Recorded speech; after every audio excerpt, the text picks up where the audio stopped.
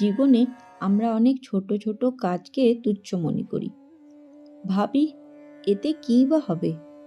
কিন্তু ঠাকুর শ্রী শ্রী রামকৃষ্ণদেব বলতেন, কোনো কাজই তুচ্ছ নয় যদি তাতে মন থাকে।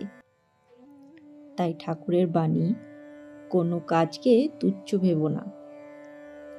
মাটিতে জোড়া ধানও যেমন কৃষকের কাছে আশীর্বাদ, তেমনি ছোট্ট কাজও বড় ফল দেয়।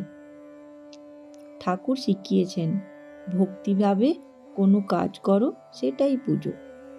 একটা প্রদীপ জ্বালানো, কারোর খাবার দেওয়া, দরিদ্রকে এক কাপ চা, ছোট্ট ছোট্ট কাজই বড় পূজা। কাজ যত ছোটই হোক, তুচ্ছ মনে করলে তাতে পূর্ণ থাকে না। যত নিষ্ঠা তত ফল। আজ থেকে ছোট্ট কাজকেও পূজার মতন করো, দেখবে ছোট্ট কাজই বড় আশীর্বাদ হয়ে ফিরে আসবে। আপনারা কিভাবে ছোট্ট কাজ পূজা মনে করে করেন, কমেন্টে শেয়ার করুন।